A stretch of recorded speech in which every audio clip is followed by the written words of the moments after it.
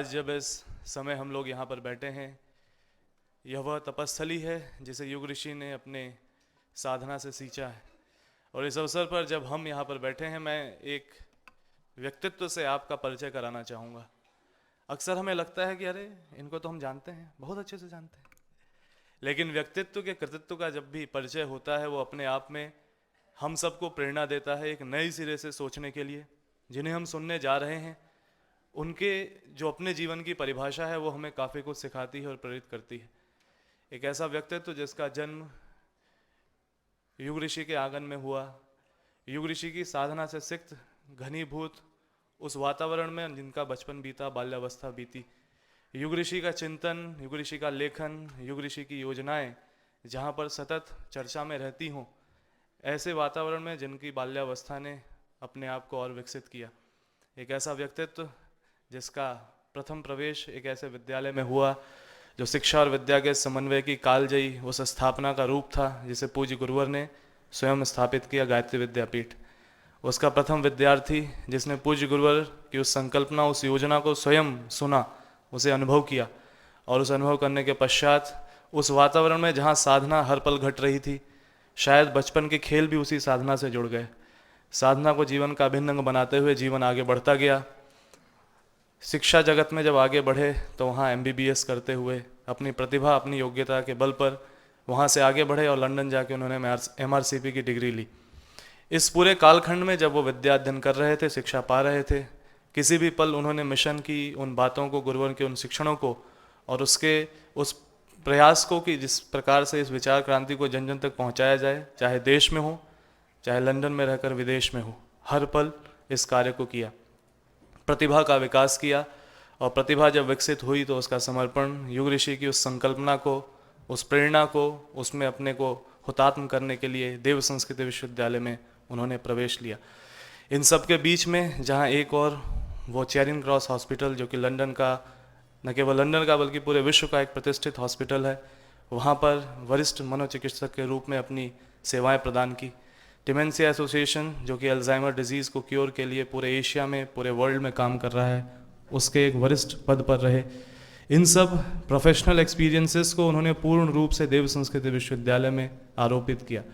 साथ ही साथ समय जब बीतता गया तो वहाँ एक और जब यूनाइटेड नेशन ऑर्गेनाइजेशंस अपना वर्ल्ड पीस चार्टर तैयार कर रहा है, तो उसके एशिया के डायरेक्टर के रूप में आपको उन्होंने चुना।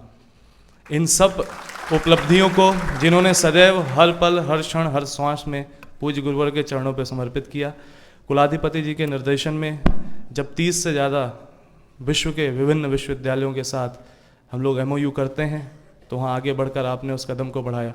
अपने कार्यकाल के दौरान जब 40 विभिन्न देशों का आपने दौरा किया, तो 40 वर्ष में भी जो काम नहीं हो पाता, 40 देशों में आप उन अल्प समय में पहुंच करके वहां पर आप जहां जहां भी गए, आपने मिशन को पहुंचाया। और उसी की फलश्रुति आज है कि विश्वविद्यालय, मिशन उन विभिन्न नए नए देशों में जा रहा है। इन सब के साथ साथ जब इंटरनेशनल डे ऑफ योगा होता है, तो वहाँ पर देव संस्कृत विश्वविद्यालय, गायत्री परिवार का प्रतिनिधित्व करने का अवसर आप सब ने पाया, आपके रूप में हमने भी पाया। ICCR, जिसने अभी वर्तमान में आपको संस्कृति की सेवा को ध्यान में रखते हुए अपना एक वरिष्ठ मनोनीत सदस्य नियुक्त किया है, और इसके साथ साथ मिशन के अन्य सभी कार्य जिसमें हम युवाओं को प्रेरणा दे रहे हैं, आगे बढ़ा रहे हैं, उसमें आप सदैव अपनी भूमिका साधना के माध्यम से, क्रिया के माध्यम से, प्रेरणा के माध्यम से निभा रहे हैं। हम सब युवाओं के ऐसे एक प्रेरणा स्रोत जो गुरुवर से सिर्फ ये मांगते हैं कि अनुदान और वरदान प्रभु जो मांगे उनको दे देना, गुरुदेव हमें निज अंतस की पीड़ा में हिस्सा दे देना। ऐसे हम सब के देव संस्कृत विश्वविद्यालय के प्रतिकुलपति डॉक्टर चिन्मय पांड्या सर से मैं निवेदन करूंगा, युग निर्माण की सुनिश्चित संभावना से हम सबको अवगत कराएं। मित्रों, 1984 की घटना है, वहाँ से अपनी बात को आरंभ करूंगा।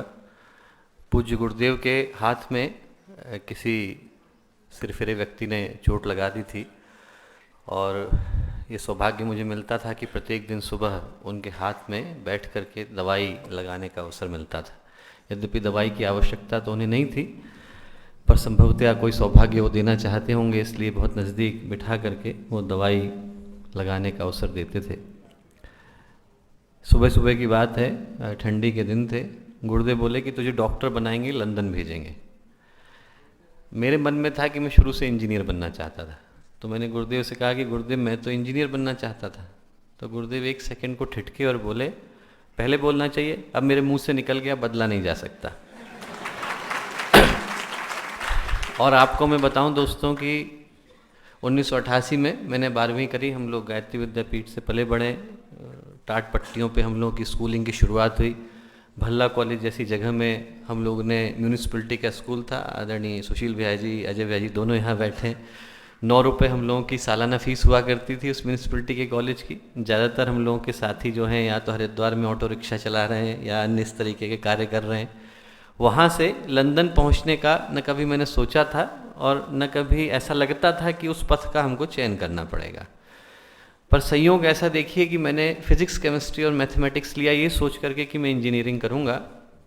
1988 जुलाई में सिर्फ 6 महीने के लिए यूपी बोर्ड में रूल आया कि आपने फिजिक्स, केमिस्ट्री, मैथमेटिक्स लिया हो या केमिस्ट्री, बॉटनी, जूलॉजी लिया हो, कोई सा भी लिया हो, 6माही में जो मार्क्स आएंगे उससे डिटरमिन होगा कि आप इंजीनियरिंग की तरफ जाएंगे कि बायोलॉजी की तरफ जाएंगे। और हमेशा मैथमेटिक्स में ज़्यादा आते थे, उस साल कम आए, मैथमेटिक्स में कम आए, बायोलॉजी में ज़्यादा आए, उधर की तरफ चला गया। वहाँ जाने के बावजूद मेरे मन में था कि चलो मैं कुछ और कर लूँ। बीएससी कर ली, यहाँ पर चिन्मय डिग्री कॉलेज था, वहाँ से एमएससी बायोटेक्नोलॉजी में एडमिशन हो गया। विश्व प्रकाश माजी साथ में बैठे, हम लोग गए थे पंतनगर और एडमिशन भी हो गया। कोर्ट से स्टे लग गया। कोर्ट से स्टे लग करके उन्होंने कहा कि साहब किसी कारणवश इस साल परीक्षा नहीं हो पाएगी, वापस जाना पड़ेगा। वहाँ पर एडमिशन लेकर के वापस लौट रहा था, मेरी बहुत बड़ी चोटी हुआ करती थी, तो वहाँ पर इंजीनियरिंग कॉलेज में लोगों ने रैगिंग लेनी शुरू कर दी। तो मैंने सोचा कि अब पहला चीज़ यह है कि शांति कुंज से बाहर कभी नहीं रहा हूँ, हॉस्टल का अनुभव लेना चाहिए। हॉस्टल के अनुभव के लिए हिमालयन इंस्टीट्यूट गया था और वहाँ से गुरुदेव के आशीर्वाद से डॉक्टर बन करके लौटा। तो मैं ये कह रहा था दोस्तों कि जिन ऐसे युग ऋषि जिनके कहे हुए शब्दों को परमात्मा भी नहीं टालते, सबसे पहले उन्हीं युग ऋषि को, डॉक्टर हम बने जरूर है पर हमारी डिग्री पर हस्ताक्षर परम पूज्य गुरुदेव ने 1984 में ही कर दिए थे। तो ये जीवन निश्चित रूप से उन्हीं गुरु सत्ता को समर्पित है। तो सबसे पहले उन्हीं परम पूज्य गुरुदेव को, परम वंदनीय माता जी को याद करते हुए, जिनकी सूक्ष्म उपस्थिति इस परिसर के कण कण को, उसके एक एक क्षण क्षण में, उसके एक अणु अणु में व्याप्त है, उनको याद करते हुए एक बार गायत्री मंत्र के साथ अपनी बात को आरंभ करूंगा।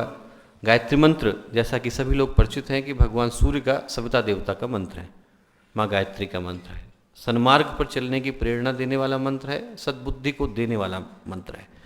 तो इस भाव के साथ हम लोग गायत्री मंत्र करें कि मंत्र का प्रत्येक अक्षर भगवान सूर्य की ऊर्जा को, उनकी ऊष्मा को, उनके प्रकाश को हमारे शरीर के कण कण में, मन में, अंतरात्मा में प्रवाहित कर रहा है, पवित्रता से, प्रखरता से, आलोक से, प्रकाश से भर रहा है। एक बार गायत्री मंत्र साथ साथ कमर सीधी कर लें, भगवान सूर्य का, सविता देवता का ध्यान करें। ओम भूर्भुवः स्वः तत्सवितुर्वरेण्यं भर्गो देवस्य धीमहि धियो यो नः प्रचोदयात्।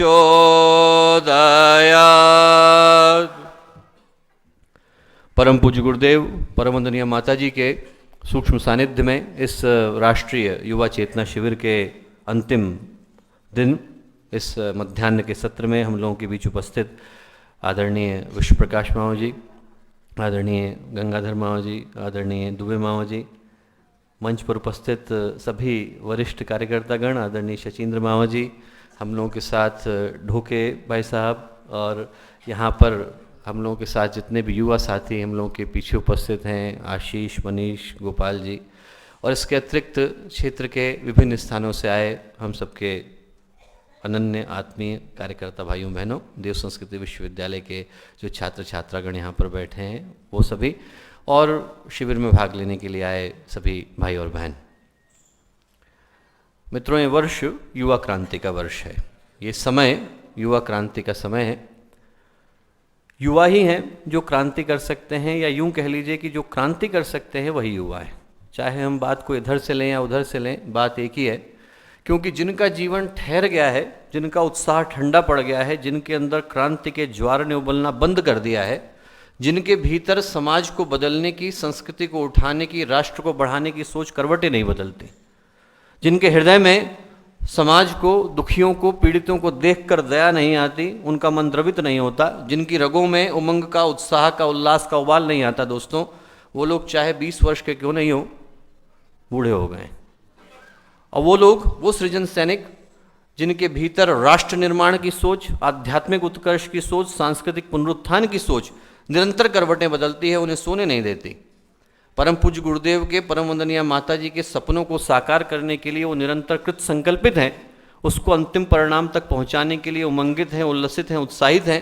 वो लोग चाहे 120 वर्ष के क्यों नहीं हो गए दोस्तों, हम लोगों की दृष्टि में युवा हैं, जोशीले हैं, यंग हैं, जवान हैं।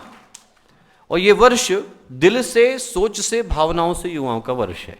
ये वर्ष उन लोगों का वर्ष है जिनकी अंतरात्मा में परमात्मा की योजना को साकार करने की चाहत निरंतर करवटें बदलती रहती है। ये वर्ष उन लोगों का वर्ष है जो दिल से चाहते हैं कि जो परिस्थितियां हमारे चारों ओर निर्मित हो गई हैं, इनको बदलने की आवश्यकता है। ये वर्ष उन लोगों का वर्ष है जिनके हृदय में भावनाएं हैं कि मानवता जिस दिशा पर चल पड़ी है और जिस दशा में वर्तमान परिस्थितियों में है, उनको बदलने की आवश्यकता है। और ये जो परिवर्तन की हुंकार है, हमारे बीच में से निकलने की आवश्यकता है। ये वर्ष उन क्रांतिकारी युवाओं का वर्ष है। और ये वर्ष उन युवाओं से जिनके हृदय में समाज को बदलने की चाहत तीव्रता से है, उनसे प्रार्थना करती है, उनको आह्वान भेजती है, उनको निमंत्रण भेजती है कि वो इस क्रांति के समय को पहचान कर इस क्रांति का अंग बने। क्योंकि दोस्तों, ये समय बड़ा विशिष्ट समय है। ये समय कौन सा समय जिसको हम लोग क्रांति का समय कहते हैं दोस्तों? आज का समय, अभी का समय, इसी वक्त का समय। आप लोग अपनी अपनी घड़ियां मिला लीजिए, जो समय चल रहा है ये वही समय है जिसे परम पूज्य गुरुदेव ने अभूतपूर्व समय कहा, जिसे परम पूज्य गुरुदेव ने न भूतो न भविष्यति समय कहा, जिसे परम पूज्य गुरुदेव ने असामान्य समय कहा, जिसे परम पूज्य गुरुदेव ने क्रांतिकाल का समय कहा, आपत्तिकाल का समय कहा, युग निर्माण का समय कहा। आपको याद होगा कि गुरुदेव ने 2 तरीके के समय कहे। गुरुदेव ने कहा कि मनुष्य के जीवन में 2 तरह के समय आते हैं। सामान्य समय हम लोग कहते हैं, असामान्य समय कहते हैं। सामान्य समय वो समय होते हैं दोस्तों जब सामान्य तरीके की गतिविधियां चलती हैं। हम लोग सुबह उठते हैं, ब्रश पेस्ट करते हैं, दाढ़ी बनाते हैं, नहाते धोते हैं, शौच स्नान से निवृत्त होते हैं, पूजा करते हैं, अपने अपने कार्यों को जाते हैं, वहाँ से लौट करके आते हैं। सोमवार को भी यही रूटीन होता है, फ्राइडे को भी यही रूटीन होता है। इसमें कोई विशेष परिवर्तन नहीं होता। आदमी जैसा सोमवार को कर रहा है वैसा ही शुक्रवार को कर रहा है। थोड़ा बहुत परिवर्तन हो जाएगा, जो काम आप 3 बजे कर रहे होंगे 3:30 कर रहे होंगे, पर इसके अतिरिक्त हमारी दिनचर्या में ऐसा कुछ नहीं घटता जिसको कि हम लोग विशेष कह सकें, एक्स्ट्रा ऑर्डिनरी कह सकें, अचंभा कह सकें, चमत्कार कह सकें, मैजिकल कह सकें। हमारी ज़िंदगी में इस सामान्य परिस्थितियों में ऐसा कुछ नहीं घटता। पर कभी कभी दोस्तों हम लोगों के जीवन में ऐसे क्षण आते हैं जिनको कि हमें विशेष कहना पड़ता है। They are called extraordinary. कुछ ऐसे हम लोगों के जीवन में क्षण आते हैं जब हम लोगों को सामान्य से हट करके अपनी जीवन धारा पर, अपनी दिनचर्या पर, अपने उद्देश्यों पर, अपने ऑब्जेक्टिव्स पर, एम्स पर, अपने मोटिव पर दोबारा सोचने के लिए विवश होना पड़ता है। किसी के घर में दुर्घटना घट जाए, वो परिस्थितियाँ ऐसी होती हैं कि हमें ज़िंदगी भर याद रहती हैं। कहीं पर कोई घटना हम लोगों के साथ ऐसी घट जाए जिसको कि हम लोग लाइफ इवेंट कहते हैं, तो हम उसे ज़िंदगी भर याद रखते हैं। भूकंप आ जाए तो ऐसी स्थिति में दोस्तों हम लोग ये नहीं कहते कि साहब सुबह का समय था, हम लोग तो दाढ़ी बनाने के लिए जा रहे थे, 7 बज रहे हैं, हम लोगों को दाढ़ी बनाना है, भूकंप बाद में आ जाए। ऐसा नहीं होता। उस समय में हम लोगों को सब कुछ छोड़ करके अपनी जान बचाने के लिए विवश होना पड़ता है। बाढ़ आ जाती है दोस्तों, तो ऐसे समय में हम लोग ये नहीं कहते कि साहब फ्राइडे का दिन था, हम लोग मॉल जा रहे थे, शॉपिंग कर लेंगे, उसके बाद इस काम को करेंगे। ऐसा हम लोग नहीं करते। उस समय में जो परिस्थितियाँ आ गई हैं उनका निर्वहन करने के लिए हमें विवश होना पड़ता है। दोस्तों, ये आपत्तिकाल का समय होता है। ये वो समय होता है जब आदमी को अपनी सामान्य सोच को छोड़ करके असामान्य रवैये को अपनाना पड़ता है। देश पर दुश्मन हमला बोल देता है तो सामान्य समय की सामान्य गतिविधियां काम नहीं करती, देश में इमरजेंसी लग जाती है। जो सैनिक छुट्टियों पर गए होते हैं उनको वापस बुला लिया जाता है, उनके सारे प्रोग्राम कैंसिल हो जाते हैं। हमको ब्याह करना था, हमको किसी का श्राद्ध करना था, हमको शॉपिंग करनी थी, हमको मॉल जाना था, हमको क्रिकेट का मैच देखना था, ये सारी बातें कैंसिल हो जाती हैं दोस्तों, और उनको वापस बॉर्डर पर बुला लिया जाता है। They are summoned back to the border. जहाँ पर भी हैं आपकी छुट्टियाँ कैंसिल हो गई हैं, अब आपको वापस आर्मी के हेडक्वार्टर में बुला लिया गया है क्योंकि आपको पोस्ट किया जा रहा है। दोस्तों, जो वर्तमान परिस्थितियां हैं, जो युवा क्रांति का वर्ष है, इसमें हमारी आपकी छुट्टियां भी कैंसिल हो गई हैं। परम पूज्य गुरुदेव ने, परम वंदनीय माता जी ने, महाकाल ने हम सबको वापस बुला लिया है। We all are called back. जिनके हृदय जागृत हैं, जो सच में युवा हैं, जो क्रांतिकारी हैं, वो यदि अपने हृदय में झांक करके अपने अंतर्मन से पूछेंगे दोस्तों, तो आप पाएंगे कि हम में से प्रत्येक के लिए हम लोगों का ट्रांसफ़र ऑर्डर यहाँ पर रिसीव हो चुका है। हम में से प्रत्येक के लिए जो इन्विटेशन है वो हमारी अंतरात्मा में पहुँच चुका है। हमें अपने दिल में, अपनी गहराइयों में, अपने अंतर्मन के भीतर झांक करके अपने आप से पूछने की आवश्यकता है। हम में से हर एक की छुट्टियाँ कैंसिल हो गई हैं और हम सबको पोस्ट किया जा रहा है। कहाँ किया जा रहा है? आर्मी का जो मूवमेंट होता है, आपको पता नहीं चलता, एक कोर यहाँ थी, एक कहीं और चली गई, कोई थी कहीं से कहीं को चली गई। तो दोस्तों, ये जो परिस्थितियाँ हैं, ऐसे में हम लोगों को वहाँ पोस्ट किया जा रहा है जहाँ पर हम लोगों की आवश्यकता है, जहाँ पर मानवता खतरे में है, आर्तनाद कर रही है, संस्कृति पुकार रही है, जहाँ पर ऐसी स्थितियाँ आ गई हैं कि आदमी अपने आप को नष्ट करने पर आमादा है, जहाँ पर ऐसी परिस्थितियाँ आ गई हैं जहाँ पर व्यक्ति पूरी तरह से अपने उद्देश्य से भटक चुका है। आप कल्पना करके देखिए कि इंसान जो भगवान के पास से इतनी दिव्य संभावनाएं लेकर के आया था, हम में से प्रत्येक व्यक्ति अपने साथ जीवन का बड़ा उद्देश्य लेकर के आया था, हम में से प्रत्येक व्यक्ति अपने साथ जीवन का ऊंचा ध्येय लेकर के आया था, पर हम लोग क्या अपने जीवन के ऊंचे उद्देश्य के साथ न्याय कर पा रहे हैं? क्या हम लोग अपने जीवन के ऊंचे सिद्धांतों के साथ इंसाफ कर पा रहे हैं? हम लोग ध्यान से देखें तो व्यक्ति जो अपने साथ ये संभावनाएं लेकर के आया था, इतना शानदार शरीर, इतना बेहतरीन दिमाग, इतनी उत्कृष्ट भावनाएं, संस्कृति की, सभ्यता की, अध्यात्म की उन्नति की, उत्कर्ष की, उत्थान की संभावनाएं लेकर के आया था, उन सबको भुला करके आज इंसान दो कौड़ी का जानवर का जीवन बिता रहा है। तो दोस्तों, ऐसे समय में हमको मानवता पुकार रही है और उस स्थान पर जाने के लिए कह रही है जहाँ पर हमारी आवश्यकता है, क्योंकि वो हम लोगों की युद्ध भूमि है, वो हम लोगों का कर्म क्षेत्र है, वो हम लोगों का कार्य क्षेत्र है, वो हम लोगों का कुरुक्षेत्र है। क्यों? इसलिए दोस्तों, क्योंकि उस स्थान पर हम लोगों को नई परिस्थितियों का निर्माण करना है, उस स्थान पर जाकर के हम लोगों को नई शुरुआत करनी है, उस स्थान पर जाकर के हमें इस युद्ध भूमि का निर्वहन करना है। क्योंकि जिनके हृदय में छोटी सोच थी, जो लोग ये सोच करके इस अभियान का हिस्सा बने थे कि साहब हम लोग किसी और कार्य को प्राप्त कर लेंगे, उनके लिए समय अपने अपने सामान को पैक करने का और अपने अपने घर जाने का है। क्योंकि आगे की यात्रा में महाकाल की लिस्ट में उनका नाम नहीं है। आगे की यात्रा उन लोगों को ध्यान में रख करके लिखी गई है जिनके हृदय मजबूत हैं, जिनके हृदय कमज़ोर थे, जो यहाँ पर छोटे उद्देश्यों को लेकर के आए थे, वो आराम से अपने अपने पथ का पालन कर सकते हैं। पर आगे की यात्रा मात्र उन लोगों को ध्यान में रख करके बुनी गई है जिनके हृदय मजबूत हैं, जो दिल से युवा हैं, जो चट्टानों से टकराना जानते हैं, जो बुलंदियों से हौसला लेना जानते हैं, जो समंदरों को सुखाना जानते हैं। आगे का सफ़र चुनौतियों का सफ़र है दोस्तों। आगे का सफ़र उन लोगों का सफ़र है जो आपत्ति काल की मर्यादा को समझते हैं।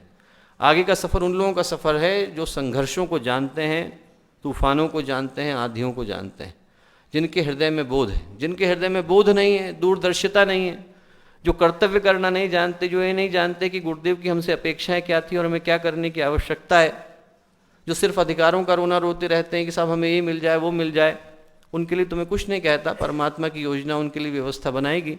पर जिनके हृदय में सचमुच में ये भाव है कि वो गुरुदेव के लिए कुछ करना चाहते थे दोस्तों, जिनके हृदय में गहराई से भाव था कि हम लोग गुरुदेव के सपनों को साकार करना चाहते थे, जो हृदय से, अपनी सोच से, अपनी भावनाओं से युवा थे, जो जागृत हैं, युवा हैं, क्रांतिकारी हैं दोस्तों, उन लोगों को ये बात अपने दिल में गहरे बैठा लेने की आवश्यकता है कि जो वर्तमान समय है वो युग निर्माण का समय है। वर्तमान समय वो समय है जिन परिस्थितियों में नए युग का निर्माण होने जा रहा है। और चूंकि ये बात इतनी बार दोहराई गई है कि हम लोगों ने इस पर विश्वास करना बंद कर दिया है दोस्तों। मैं बताऊं, लोगों के शब्द कान से टकराते हैं पर लोग इस बात की गहराई को, इस बात की गंभीरता को अनुभव नहीं कर पाते। और मैं आपको इस बात को कहूं कि आप लोग इस बात को कहीं पर लिख लीजिए, बोल्ड में, इटैलिक्स में, अंडरलाइन में करके अपने जेहन में, अपनी जेब में, अपनी कहीं पर भी डाल लीजिए। और यदि आप लोग आज से 30 वर्ष की बाद की परिस्थितियों को देखेंगे और आप लोग अभी, जैसा हम लोगों के भाई कह रहे थे कि हम लोग यदि क्रांतिकारी साहित्य को देखें, क्रांतिधर्मी साहित्य को देखें, युग परिवर्तन के साहित्य को देखें और साहित्य को पढ़ें, उसमें से एक एक लाइन को अंडरलाइन करें, तो जो आज से 30 वर्ष बाद की परिस्थितियां हैं वो वही होने जा रही हैं जिनके बारे में गुरुदेव ने आज से 30 साल पहले कहा था। और मैं आपको ये बात बिल्कुल गंभीरता के साथ कह रहा हूँ दोस्तों कि युग निर्माण की जो संभावना है वो संभावना नहीं है, वो होने ही जा रही है। जो समय है वो ऐसी परिस्थितियों को लेकर के आ रहा है कि हम लोगों की आंखों के सामने, चाहे हम चाहें या न चाहें, वो क्रांति घटने वाली है जिसका जिक्र परम पूज्य गुरुदेव अक्सर किया करते थे। निर्माण के साथ दो तरह की परिस्थितियां जुड़ जाती हैं दोस्तों। जहाँ पर भी शब्द निर्माण निकल करके आता है उसके साथ दो तरह की परिस्थितियां अविच्छिन्न रूप से जुड़ जाती हैं। एक है अवांछनीयता का संहार, जो भी चीज़ आवश्यक नहीं है उसको भगवान हटा देते हैं, जिसकी भी जरूरत नहीं है वो चीज़ हटा दी जाती है, और जो अपेक्षित है, जो भविष्य है, उसका स्वागत किया जाता है, अभिनंदन किया जाता है। परमात्मा की इस सृष्टि में दो तरह की व्यवस्थाएं सदा काम करती हैं। आप लोग ध्यान से देखें तो दो तरह की व्यवस्थाएं लगातार एक दूसरे के साथ चल रही हैं। कौन कौन सी? ध्वंस और सृजन। दोनों एक दूसरे से विपरीत दिखते हुए भी एक दूसरे के साथ गंभीरता से जुड़ी हुई हैं। यदि एक जगह पर बिल्डिंग गलत तरीके से बन जाए, कहीं पर गलत तरीके की बिल्डिंग बन गई हो और उस जगह पर नई बिल्डिंग को बनाना हो तो पहले पूरी बिल्डिंग को, पुरानी वाली बिल्डिंग को हटाना पड़ता है, ढाना पड़ता है। हम लोग जाएँ ऋतंभरा भवन में यदि देखें तो जहाँ पर ऋतंभरा भवन हुआ करता था वहाँ पर नई बिल्डिंग लाने के लिए पुरानी को हटाना पड़ा। जब पुरानी हटेगी तभी तो उस जगह पर नई बिल्डिंग आ पाएगी। बीज यदि टूटेगा नहीं, गलेगा नहीं, तो नए पौधे का निर्माण कैसे हो सकेगा? यदि माँ जो है वो प्रसव की पीड़ा से नहीं गुजरेगी, 9 महीने तक कष्ट नहीं उठाएगी, तो नई आत्मा को जीवन कैसे मिल सकेगा? डॉक्टर चाहे खुद का बच्चा क्यों ना हो, यदि उसे फोड़े के कष्ट को दूर करना हो तो पहले मवाद को तो हटाना पड़ेगा, चीरा तो लगाना पड़ेगा, एनेस्थीसिया तो देना पड़ेगा, ऑपरेशन तो करना पड़ेगा। उसके बगैर घाव को भर पाना और नए को ला पाना कैसे संभव है? तो दोस्तों, ध्वंस और सृजन एक दूसरे से विपरीत दिखते हुए भी एक दूसरे के साथ गंभीर रूप से जुड़े हुए हैं। वैसे ही जुड़े हुए हैं जैसे कि दिन और रात जुड़े हुए हैं, वैसे ही जुड़े हुए हैं जैसे कि उतार और चढ़ाव जुड़े हुए हैं, अंधेरा और उजाला जुड़े हुए हैं। और हम लोगों को सृजन की आवश्यकता तो समझ में आती है, ध्वंस की आवश्यकता समझ में नहीं आती है। और जो वर्तमान समय है, यदि हम लोग गंभीरता से देखें, शांत होकर के देखें, तो जो सूक्ष्म से परिस्थितियां चल रही हैं वो इस समय मात्र ध्वंस की चल रही हैं। हम लोग देखें या न देखें, धीरे धीरे करके उन लोगों को साइडलाइन किया जा रहा है जो लोग परमात्मा की योजना में रोड़े बने हुए हैं, जो लोग परमात्मा की योजना में कंकड़ पत्थर की तरह से बने हुए हैं। उनको भगवान धीरे धीरे करके, परमात्मा धीरे धीरे करके, महाकाल धीरे धीरे करके रास्ते से हटाते जा रहे हैं। ये जो समय है ये ध्वंस का समय है दोस्तों। लोग पूछते हैं कि साहब ध्वंस की आवश्यकता क्या है, हम सीधे निर्माण नहीं कर सकते? आवश्यकता है। कभी कभी न चाहते हुए भी ऐसी अवांछनीयता प्रकृति के अंदर प्रवेश कर जाती है कि जिसको हटाने के लिए भगवान की दंड व्यवस्था को सक्रिय होना पड़ता है। शुरू से हम लोग देखें, जब से ऋषि मुनियों की शिक्षाएं चल रही हैं तब से एक ही बात को बार बार दोहराया गया है। धर्म के पथ का आचरण करना चाहिए, सच बोलना चाहिए, अच्छे पथ पे चलना चाहिए, मर्यादा का पालन करना चाहिए, अनुशासन का पालन करना चाहिए। हर धर्मगुरु, हर शास्त्र, हर महापुरुष इसी बात को घुमा फिरा करके कहता रहा है शुरू से लेकर अब तक। फिर उसके बाद ऐसी आवश्यकता क्यों पड़ती है कि भगवान राम को धनुष उठाना पड़ता है? उसके बाद ये आवश्यकता क्यों पड़ती है कि भगवान कृष्ण को सुदर्शन तानने के लिए विवश होना पड़ता है? उसके बाद ये आवश्यकता क्यों पड़ती है कि भद्रकाली कपालिनी को खोपड़ा हाथ में लेकर के रक्त बीज का रक्त पीने के लिए विवश होना पड़ता है? उसके बाद ये आवश्यकता क्यों पड़ती है कि भगवान शिव को अपना त्रिशूल तानने के लिए विवश होना पड़ता है? दोस्तों, आवश्यकता इसलिए पड़ती है कि यदि हम लोग ध्यान से देखें तो न चाहते हुए भी, चाहे ऐसे लोगों की संख्या कम हो, हर युग में, हर लोक में ऐसे प्राणी जन्म लेते हैं जिनकी चित्त में, जिनकी प्रवृत्तियों में स्थायी दोष आ जाता है। उसके निराकरण के लिए भगवान को संहार के पथ का चयन करना पड़ता है। जितने भी अब तक भगवान के अवतार हुए हैं उस समय में हुए हैं जब ऋषि मुनियों की शिक्षाएं तो थीं, लोगों को पता था कि धर्म क्या है, धर्म क्या है, सिर्फ उस पर आचरण बंद हो गया। आप लोग रावण को उठा करके देखें तो रावण से ज़्यादा ज्ञानी तो कोई दूसरा नहीं था। अपने समय का महाज्ञानी, चारों वेदों का भाष्य करने वाला, शिव तांडव स्तोत्र लिखने वाला महाज्ञानी, महातपस्वी, महापंडित रावण, उसको पता नहीं था कि धर्म क्या है। दुर्योधन को देखें हम, दुर्योधन को नहीं पता था कि धर्म क्या है। दुर्योधन से विदुर ने पूछा कि साहब आप एक बात बताइए कि आप और युधिष्ठिर दोनों के दोनों एक ही स्कूल में गए, गुरुकुल एक था, आपके टीचर एक थे, कृपाचार्य, द्रोणाचार्य, भीष्म पितामह, उन्हीं लोगों ने घुमा फिरा करके आपको पढ़ाया। क्या कारण है कि वो तो युधिष्ठिर जो है सदा से धर्म के पथ का पालन करता है और आप हमेशा अधर्म करते हो, हमेशा सीधा काम करता है, हमेशा उल्टा करते हैं, ऐसा क्यों है? तो दुर्योधन बोला, जाना पे धर्मम नच में प्रवृत्ति, जानता हूं कि धर्म क्या है, नहीं करूंगा, मेरी प्रवृत्ति नहीं है मेरा मन। जाना पे अधर्मम नच में निवृत्ति, जानता हूं कि अधर्म क्या है, छोड़ूंगा नहीं, मेरी प्रवृत्ति है। केनोपि देवेन हृदय स्थितेन यथा नियुक्तोस्मि तथा करोमि, ऐसा लगता है कि कोई अंदर आकर के बैठ गया है और मुझसे जो करा रहा है, जहां पर वो नियुक्त कर रहा है, वही करने के लिए मैं बाध्य हो रहा हूं। तो दोस्तों हर एक को पता था। ऐसे समय में जब लोगों को पता है कि धर्म क्या है अधर्म क्या है, ये समय ऐसा नहीं है कि लोगों को दोबारा से शिक्षा दी जाए कि धर्म का पथ क्या है। ये समय ऐसा नहीं है कि लोगों को दोबारा से शास्त्र पढ़ाए जाएं कि किस पथ का पालन करना चाहिए। ये समय ऐसा नहीं है कि लोगों को दोबारा से याद दिलाया जाए कि अध्यात्म क्या होता है। हर एक को पता है, उसकी गहराई में पता है कि पथ क्या है। ऐसे समय में जब लोगों को शिक्षाएं पता होती हैं पर उन पर आचरण बंद हो जाता है, तो भगवान टीचिंग करने के लिए नहीं आते। जो बातें ABCD पहले पढ़ा दी गई हैं वो दोबारा से पढ़ाने के लिए नहीं आते। ऐसे समय में भगवान संहार करने के लिए आते हैं। ऐसे समय में जब भगवान आते हैं तो मात्र शुभ शुभ करने के लिए नहीं आते। ऐसे समय में जब भगवान आते हैं तो अशुभ का मर्दन करने के लिए आते हैं। ऐसे समय में जब भगवान आते हैं तो दुष्टों का दमन करने के लिए आते हैं और अच्छे लोगों के लिए परित्राण लेकर के आते हैं। ऐसे समय में जब भगवान आते हैं तो हिरण्यकश्यप के लिए नरसिंह बन करके आते हैं, पर प्रहलाद के लिए पिता बन करके आते हैं। ऐसे समय में जब भगवान आते हैं तो दैत्यों के लिए क्रोध बन करके आते हैं, पर देवों के लिए और साधुओं के लिए दया बन करके आते हैं। यही आपत्ति काल की परिभाषा है दोस्तों। ये जो लंबा मैंने आपको कॉन्टेक्स्ट दिया वो इसलिए दिया कि जो लोग सही पथ पर चल रहे हैं, चाहे इस बात को हम स्वीकार करें या न करें, सत्य यही है कि जो लोग सही पथ पर चल रहे हैं उनको ये बात अपने अंतर्मन में गहरे बिठा लेने की आवश्यकता है कि सतयुग हमारी आंखों के सामने आ रहा है और जो परिस्थितियां आ रही हैं वो पहले संहार की आ रही हैं। जो परिस्थितियां आ रही हैं वो पहले ध्वंस की आ रही हैं। जो लोग श्रेष्ठ पथ पर चलते रहे, जो लोग अच्छे पथ पर चलते रहे, उनके लिए तो ये समाचार शुभ है। This is a good news for them. उनके लिए ये समाचार अच्छा है, क्योंकि भगवान जो भी आ रहे हैं, जैसी परिस्थितियां लेकर के आ रहे हैं, उनके लिए शुभ संकेत लेकर के आ रहे हैं। पर जिनने अब तक अपना जीवन अवांछनीयता के आधार पर गुजारा है, प्रवंचनाओं के आधार पर गुजारा है, उनको अपना ब्लड प्रेशर चेक करा लेने की आवश्यकता है दोस्तों। अच्छा सा कोई डॉक्टर देखें और वहाँ पर जाकर के एक बार अपना ब्लड प्रेशर अच्छे से चेक करा लें, क्योंकि आसमान की बुलंदियों से, घटाओं की बेरुखियों से जो स्वर सुनाई पड़ने वाला है वो महाकाल के प्रलयंकारी नृत्य का नाद है। वो उनके थपथपाते कदमों की आहट है। वो उनके रौद्र रूप लेते स्वरूप का प्रकाश है, जो किसी के रोके रुकने वाला नहीं है। मैं आपको बताऊं कि भगवान इस संदेश को कई बार दे रहे हैं, कई भाषाओं में दे रहे हैं, कई तरीके से दे रहे हैं। और संदेश ये दे रहे हैं कि जो आत्ताई हैं उनको ये बता दिया जाए, जो लोग गलत पथ पर चल रहे हैं उनको ये बता दिया जाए कि आपका आतंक हमें स्वीकार नहीं है। जो हो गया सो हो गया, एनफ इज़ एनफ।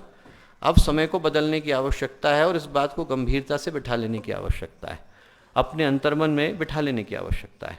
तो दोस्तों, इस युवा क्रांति वर्ष में जो एक संदेश हमें भी अपने साथ ले जाने की आवश्यकता है कि हमें भी अपने साथ ये भाव ले जाने की आवश्यकता है कि जहाँ कहीं पर भी अनीति दिखेगी, अन्याय दिखेगा, जहाँ पर भी ऐसी परिस्थितियाँ दिखेंगी जहाँ पर हमें लगता है कि ये सही नहीं है, वहाँ पर हमें उन परिस्थितियों के साथ अपना असहयोग बता देने की आवश्यकता है। उन्हें ये बता देने की आवश्यकता है कि साहब हमें ये स्वीकार नहीं।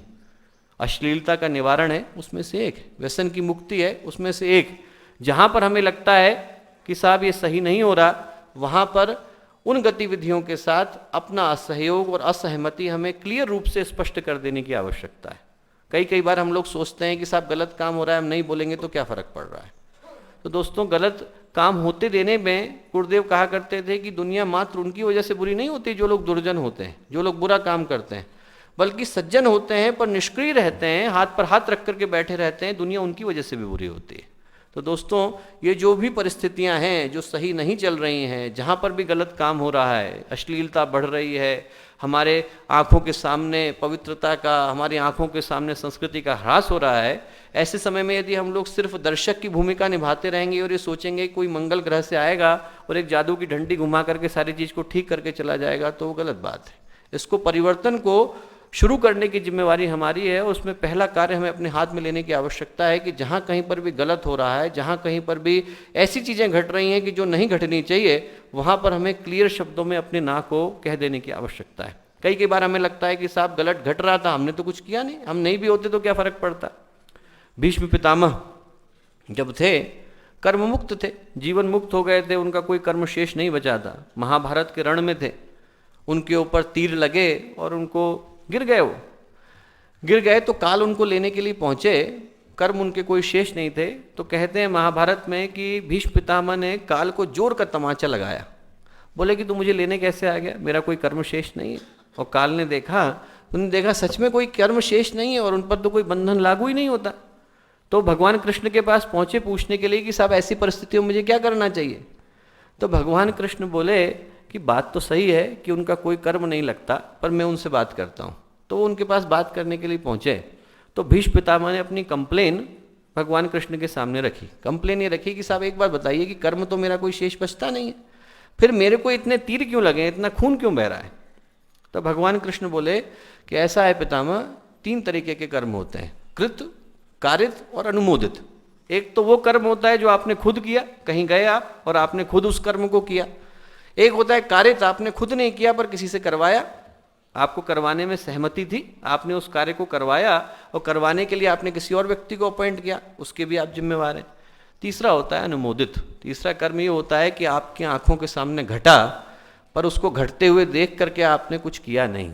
बोले जब द्रौपदी का चीरहरण हो रहा था आपकी आंखों के सामने घट रहा था, आप चाहते तो उसको रोक सकते थे, और उसको घटते देख करके भी आपने कुछ किया नहीं, तो उसमें आपकी सहमति है, उसमें आपका अनुमोदन है। चाहे भले से हृदय से आप मेरे को पुकार रहे हो और कह रहे हो कि हे भगवान आप इस कर्म को होने से रोक दीजिए, मैं आया वो अलग बात है, मैं द्रौपदी की पुकार से आया कि आपकी पुकार से आया, इससे कोई फर्क नहीं पड़ता, पर आपने उस कर्म को घटने दिया, इसलिए उस कर्म के लिए जिम्मेवार आप भी। तो जो अनुमोदित कर्म है उसका कारण है कि ये जो आपके शरीर से खून निकल रहा है। तो दोस्तों यदि हमारे सामने संस्कृति का चीरहरण हो रहा हो, हमारे सामने यदि मानवता कराह रही हो, हमारे सामने यदि राष्ट्र बिक रहा हो, हमारे सामने की परिस्थितियां इतनी विषम होती जा रही हों और हम लोग सोचेंगे उसमें हमारा कोई रोल नहीं, हम तो बिगाड़ नहीं रहे, हम तो चुपचाप बैठे हैं, हम लोग अच्छा काम कर रहे हैं, अनुमोदित कर्म हम पर भी लगेगा। दोस्तों जो अनुमोदित कर्म है उसके लिए हम भी जिम्मेवार बनेंगे। तो ऐसे समय में जो पहला कर्म, पहला कार्य हमें अपने हाथ में लेने की आवश्यकता है वो ये कि जहाँ पर भी अनीति दिखे, जहाँ पर भी ऐसी परिस्थितियाँ दिखें कि वो सही नहीं है, हमें अपनी असहमति बिल्कुल क्लियर शब्दों में स्पष्ट कर देने की आवश्यकता है। और इस देश में तो शुरू से परंपरा रही है। हम छोटे बच्चों को देखें, यदि छोटे बच्चे को भी ये लगता था कि साहब ये सही कर्म नहीं है, तो छोटा सा बच्चा भी इस देश में अपने पिताजी के पास जाकर के अपनी सहमति व्यक्त कर देता था। ध्रुव पिताजी से असहमति व्यक्त कर दी, प्रहलाद पिताजी से असहमति व्यक्त कर दी, उपमन्यु पिताजी से असहमति व्यक्त कर दी। सारे के सारे बच्चे 5 वर्ष के थे। इनमें से कोई भी व्यक्ति, कोई भी लड़का 4-5 साल से ऊपर का नहीं था। नचिकेता वाजश्रवा के जो पुत्र थे अरुण उद्दालक, उनके पास नचिकेता उनका पुत्र था और अरुण उद्दालक ने बहुत बड़ा यज्ञ किया। उनने यज्ञ में निर्णय लिया कि जब यज्ञ संपूर्ण हो जाएगा तो मैं 1000 गायों का दान दूंगा, 1000 गायें जो होंगी उनका दान दूंगा। ऐसा अरुण उद्दालक का संकल्प था। दान देने की बारी आई, जब दान देने लगे तो उनने चुन चुन करके वो गाय देनी शुरू करी जो किसी काम की नहीं थी, बच्चा नहीं दे सकती थी, बांझ थी, बिल्कुल किसी काम की नहीं, दूध भी नहीं दे सकती थी। इस बात को नचिकेता बड़े ध्यान से देख रहे थे, बड़े ध्यान से देख रहे थे। तो उनने देखते हुए अपने पिताजी से जाकर के पूछा, कस्यम ददामि, किसको दे रहे हैं आप? दान देने का तो तरीका नहीं है। दान देने का अर्थ यह है कि जो चीज़ें सही हैं, श्रेष्ठ वस्तु है, वो श्रेष्ठ उत्तराधिकारी को दी जाती हैं। ये कैसा दान है कि जो आपके किसी मतलब की चीज़ नहीं है वो आप चुन चुन करके निकाल रहे हैं और लोगों को बांट रहे हैं? तो पिता ने कोई जवाब नहीं दिया। पिता चुपचाप देखते रहे नचिकेता की ओर। एक बार प्रश्न पूछा, कोई जवाब नहीं दिया। दूसरी बार प्रश्न पूछा, कोई जवाब नहीं दिया। तीसरी बार पूछा तो चिड़चिड़ा गए। उनने कहा, तुझे लगता है कि जो सबसे काम की चीज़ें वो देनी चाहिए? उनने कहा, तो बोले मेरे लिए सबसे ज़्यादा मूल्य का तू है, मैं तुझे ही दान में देता हूँ। बोले किसे दान में देते हैं? बोले मृत्यु को दान में देता हूँ। ऐसा कर, तू मृत्यु के पास जा, यम के पास चले जा। ठीक है, नचिकेता ने कहा। 5 साल के बच्चे ने कहा कि ठीक है, मुझे दान में दे दिया गया है, कोई दिक्कत की बात नहीं, मैं जाता हूँ। मृत्यु के पास पहुँचे, यमपुरी पहुँचे। वहाँ पहुँचे तो यम थे नहीं, इंतजार करने लग गए आराम से बैठ करके कि जब यम आएंगे तब उनसे बातचीत करेंगे। 3 दिन 3 रात तक नचिकेता वहाँ शांत भाव से बैठ करके यम का इंतजार करते रहे। 3 दिन 3 रात के बाद जब यम आए तो उनको पूरी घटना का पता चला। तो उन्होंने नचिकेता से कहा कि साहब ऐसा है कि दान मात्र देने वाले पर निर्भर नहीं करता, दान लेने वाले पे भी तो निर्भर करता है। मैंने कभी तुम्हारा जीवन मांगा नहीं तो ले कैसे लूँगा? बिना मांगे तो ले नहीं सकता। तो बोले तुम्हारे प्राण तो नहीं ले सकता, पर तुमने इतने धैर्य के साथ ये जो ब्राह्मण पुत्र है इतने 3 दिन तक यहाँ बैठा रहा, इसके बदले में आप मुझसे कोई से भी 3 आशीर्वाद मांग लीजिए। तो जो पहला आशीर्वाद मांगा नचिकेता ने वो ये मांगा दोस्तों कि मेरे पिता को जो कर्म लगा है, गलत काम करने का जो पाप लगा है, इसका दंड उनको न भुगतना पड़े। आप सोच करके देखिए कि जो पहला आशीर्वाद मांगा नचिकेता ने वो मांगा। तो दोस्तों ऐसे समय में हम लोगों के सामने परिस्थिति है और विशेषकर से युवा वर्ग के सामने परिस्थिति है। क्रांति का मतलब ये नहीं होता कि हम सब अपने हाथ में हथियार उठा लें। नचिकेता ने भी क्रांति करी थी, पर हाथ में हथियार उठा करके नहीं करी थी। पिता के पैर छू करके क्रांति करी थी, यम से अपने पिता के लिए वरदान मांग करके क्रांति करी थी, अपना असहयोग बताया था, पर कहीं पर इस तरीके का प्रतिकार नहीं किया था कि ऐसा लगे कि वो अपने पिता के साथ बदतमीजी कर रहे हो या उनके साथ कोई बुरा व्यवहार कर रहे हो। तो दोस्तों, हमारे जीवन में ऐसे अवसर आ सकते हैं।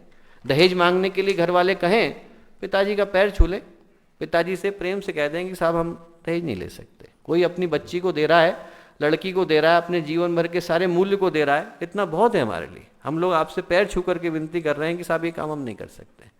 हमें लगता है कि हमारे घर वाले कुछ ऐसा कर रहे हैं जो उन्हें नहीं करने की आवश्यकता है, खर्चीली शादी कर रहे हैं, कोई ऐसा काम कर रहे हैं कि जो मिशन की परंपराओं के अनुरूप नहीं है, गुरुदेव की परंपराओं के अनुरूप नहीं है।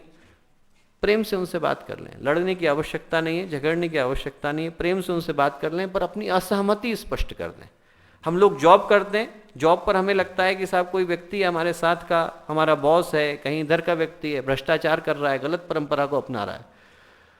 हम लोग एक बार उसको घटने देते हैं अपनी आंखों के सामने, तो उसकी छाती चौड़ी हो जाती है, उसे लगता है कि साहब इस काम को मुझे करने की आवश्यकता है, कोई दिक्कत की बात नहीं। तो दोस्तों, यदि वहाँ पर हम लोग प्रेम से अपनी असहमति व्यक्त कर दें कि साहब आप कर रहे हैं, इससे हम लोगों का स्वीकृति नहीं है, हम इसको अनुमोदन नहीं देते। आप कर रहे हैं बात अलग है, जो कर्म आप पर लगेगा वो बात अलग है, पर हमारी इसके साथ सहमति नहीं है। तो दोस्तों, एक जो चीज़ हमें इस वर्ष में साथ लेकर के चलने की आवश्यकता है वो ये कि जहाँ पर भी अनीति है, जहाँ पर भी ऐसी परिस्थितियाँ हैं कि वो सही नहीं है, वहाँ पर उसके साथ प्रेमपूर्ण तरीके से अपनी असहमति व्यक्त करने का ये वर्ष है। अभी हम लोग देख रहे हैं कि जो होली का अवसर आने वाला है, जिसमें अश्लीलता निवारण के लिए बात है कि जहाँ कहीं पे भी गलत हो रहा होगा, गलत चित्र लग रहे होंगे, गलत चीज़ें हो रही होंगी, उन सारी स्थितियों में हमें अपनी असहमति, हमें अपनी ये बात उनको बताने की आवश्यकता है कि साहब ये जो घट रहा है ये सही नहीं। और जिस तरीके की प्रक्रिया को यहाँ से बताया गया है, जिस तरीके की प्रक्रिया आप सब तक पहुँचाई गई है, वो सारी योजनाएँ आप तक बताई गई हैं, उनके पीछे का उद्देश्य यही है कि हम प्रतिकार तो करें पर कहीं पर उन्माद में ना आए, कहीं पर इस तरीके की परिस्थिति न आए कि हम लोग ये लगे कि हम लोग दंगा फसाद करने जा रहे हैं, पर उद्देश्य एक ही है कि प्रेमपूर्ण तरीके से अपनी असहमति को हम लोग व्यक्त कर दें। दूसरी बात जो इस युवा क्रांति वर्ष में इस युग निर्माण की योजना की संभावना के साथ हमें करने की आवश्यकता है दोस्तों, वो ये कि हम लोगों ने इन 2-3 दिनों में बहुत सारी योजनाओं को सुना, बहुत सारे ऐसे काम हैं जो कि हमें करने की आवश्यकता है, पर योजनाओं के साथ एक चीज़ और करने की आवश्यकता है कि हम क्या करते हैं, उसके साथ साथ ये महत्वपूर्ण है कि हम क्या बनते हैं। हमें अपने दिल में इस बात को गहरे लेकर के चलने की आवश्यकता है कि गुरुदेव किस तरीके के व्यक्तित्व की कल्पना किया करते थे, उस क्राइटेरिया पर, उस पैरामीटर पर हम लोग कितना अपने आप को योग्य पाते हैं कि नहीं पाते हैं। बहुत सारे लोग साथ में जुड़े हुए हों, हम लोग 5 करोड़ हों, 10 करोड़ हों, 11 करोड़ हों, 110 करोड़ हों, उससे फर्क नहीं पड़ता, पर कितने मूल्यवान व्यक्तित्व साथ में हैं उससे फर्क पड़ता है। और दोस्तों, गुरुदेव की दृष्टि से जिस तरीके के व्यक्तित्व की आवश्यकता थी, उस तरीके के बनने में जो पहली चीज़ की आवश्यकता है वो है पात्रता के विकास की। कि जो चीज़ हमें साथ लेकर के चलने की आवश्यकता है वो है पात्रता का विकास। हम लोग छोटी सी जॉब निकालते हैं, कहीं पर सफाई कर्मचारी आते हैं, कहीं पर कोई काम करना हो, हम लोगों को यूनिवर्सिटी में छोटी सी जॉब के लिए भी एडवर्टाइजमेंट लेना हो तो उसमें भी पात्रता चाहिए होती है, उसमें भी अर्हता चाहिए होती है, उसमें भी एक एलिजिबिलिटी क्राइटेरिया चाहिए होता है कि आदमी को छोटी सी जॉब करनी है, उस छोटी सी जॉब को करने के लिए उसको एक निर्धारित मानदंडों को पूरा करना पड़ता है। और युग निर्माण का काम चल रहा है, उन लोगों की आवश्यकता है जो इस पूरे युग निर्माण के कार्य को अच्छे तरीके से पूर्ण कर सकें। इस कार्य को करने के लिए किसी अर्हता की आवश्यकता नहीं होगी, इस कार्य को करने के लिए किसी पात्रता की आवश्यकता नहीं होगी। दोस्तों, हमें दिखाई नहीं पड़ रहा, पर मैं आपको बताऊं कि इस समय में स्थूल और सूक्ष्म की परिस्थितियां ऐसी हैं कि व्यक्ति का चयन चुन चुन करके किया जा रहा है। क्योंकि आने वाले समय में जब शुभ परिस्थितियां बनेंगी, आने वाले समय में जब प्रकाश का युग आएगा, आने वाले समय में जब वो युग आएगा जिसमें कि गुरुदेव की वो सारी शक्तियां सक्रिय हो जाएंगी जिनके बीज वो आज से 30 वर्ष पहले बो करके गए हैं, मात्र उन व्यक्तियों को आगे आने का अवसर मिलेगा जिनके अंदर वो बीज गंभीरता के साथ विद्यमान है। और ये समय अपनी पात्रता को प्रूव करने का समय है। पात्रता का मतलब ये नहीं होता कि हम क्या चाहते हैं कि हम बन जाएं। पान वाला भी समझता है कि वो भारत का प्रधानमंत्री बहुत अच्छे से बन सकता है, उसको भी लगता है कि साहब देश तो मैं बहुत अच्छे तरीके से चला सकता हूँ। वो क्या चाहता है ये महत्वपूर्ण नहीं है, गुरुदेव क्या सोचते हैं ये महत्वपूर्ण है। गुरुदेव हमें किसी काम के लिए पात्र समझते हैं कि नहीं समझते हैं, ये बात महत्वपूर्ण है। और पात्रता के साथ जो बात निकल करके आती है दोस्तों, वो 2-3 चीजें निकल करके आती हैं। क्या? पहला तो है सदुद्देश्य, कि हम लोग सही उद्देश्य के लिए अपने जीवन को समर्पित कर पा रहे हैं कि नहीं कर पा रहे हैं। और जब भी बात उद्देश्य की आती है तो हम सोचते हैं कि क्या कर डाले हम लोग, उद्देश्य के साथ क्या महत्वपूर्ण नहीं होता दोस्तों, उद्देश्य के साथ क्यों महत्वपूर्ण होता है। हम किसी काम को कर रहे हैं, कितने बड़े तरीके से कर रहे हैं महत्वपूर्ण नहीं है, पर किस इंटेंशन, किस भाव के साथ कर रहे हैं ये महत्वपूर्ण है। फांसी पर भगत सिंह भी चढ़ते हैं, फांसी पर हत्यारा भी चढ़ता है, कारण अलग अलग हो जाते हैं। क्या हुआ ये महत्वपूर्ण नहीं है, क्यों हुआ ये महत्वपूर्ण है। मैं आपको छोटे छोटे उदाहरण देकर के बताता हूं कि व्यक्ति को यदि अपने जीवन में उद्देश्य को पाना हो तो कहीं से भी उद्देश्य को ढूंढ सकता है। अभी आप लोग देखें तो आज से 5 वर्ष पहले ऑस्ट्रेलिया में उनने अपने यहाँ का जो भारत रत्न के इक्विवेलेंट अवार्ड होता है, जिसको हम लोग विक्टोरिया ऑर्डर ऑफ मेरिट बोलते हैं, ऑस्ट्रेलिया में उनने जिस व्यक्ति को दिया, वो व्यक्ति एक छोटा सा मजदूर है, 4th क्लास तक पढ़ा है, जेम्स हैरिसन नाम उसका, छोटी सी जगह पे जॉब करता है। और जो ऑस्ट्रेलिया का सबसे बड़ा अवार्ड था वो उनने उस व्यक्ति को दिया। क्यों दिया साहब? इसलिए दिया कि जब जेम्स जो थे 13 साल के थे तो साइकिल पर निकले, अपने घर से निकले, सामने से एक ट्रक आ रहा था, उसने तेजी से उसको टक्कर मार दी। टक्कर मारते ही क्या हुआ, लहूलुहान होकर के जेम्स हैरिसन गिर पड़े और उनके साथ के जो लोग थे वो उनको उठा करके हॉस्पिटल ले गए, आईसीयू में रखना पड़ा। 14 दिन हॉस्पिटल में रहे, वो आईसीयू में रहे। 13 लोगों को उन्हें खून देना पड़ा, तब जाकर के वो बाहर आ पाए, तब जाकर के सुरक्षित हो पाए। जैसे ही जेम्स हैरिसन ठीक हुए और उनको होश आया, उनको लगा कि साहब अब मैं सुरक्षित हूँ, ठीक हो गया हूँ, उनने संकल्प लिया कि मैं जैसे ही 18 साल का होऊंगा पहला काम ये करूँगा कि मैं ब्लड डोनेशन करूँगा, क्योंकि लोगों के खून के कारण मेरा जीवन गया है। पहला काम ये करूँगा कि रक्तदान करूँगा। 18 साल के हुए, अपना जन्मदिन मनाया, जन्मदिन मनाने के साथ हॉस्पिटल गए, हॉस्पिटल में जाकर के चेक कराया। आप जब ब्लड देने के लिए जाते हैं, डोनेशन करने के लिए जाते हैं, तो पहले डॉक्टर चेक करते हैं कि साहब आपको कोई बीमारी तो नहीं है। चेक किया गया, चेक करा तो उन्होंने पाया कि साहब उनके अंदर एक बड़ा अद्भुत कॉम्बिनेशन है। ऐसा कॉम्बिनेशन है कि ऐसे लोगों को, ऐसे बच्चों को जिनके अंदर RH इनकॉम्पेटिबिलिटी है, जिनका मिसमैच ब्लड ट्रांसफ्यूजन है, माता पिता का यदि ब्लड ग्रुप अलग अलग हो तो बच्चे के अंदर जीवन कंटिन्यू रहने की संभावना कम हो जाती है। तो उनके ऐसे बच्चों को यदि उनका ब्लड चढ़ाया जाए तो उनका जीवन बच जाएगा।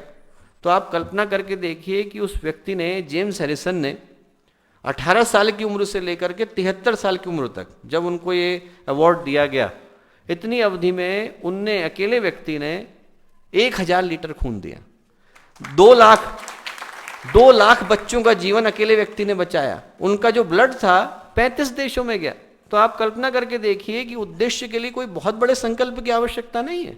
छोटे छोटे संकल्प यदि हमारे मन में से उभर आए, और ऐसे संकल्प उभर आए जो हमें लगता है कि हमारे क्षेत्र के विकास के लिए आवश्यक है। हर क्षेत्र की समस्याएं अलग अलग हैं। जो उत्तराखंड की समस्या है वो मालवा की समस्या नहीं है, जो मालवा की समस्या है वो निमाड़ की समस्या नहीं है, जो निमाड़ की समस्या है वो राजस्थान की समस्या नहीं है।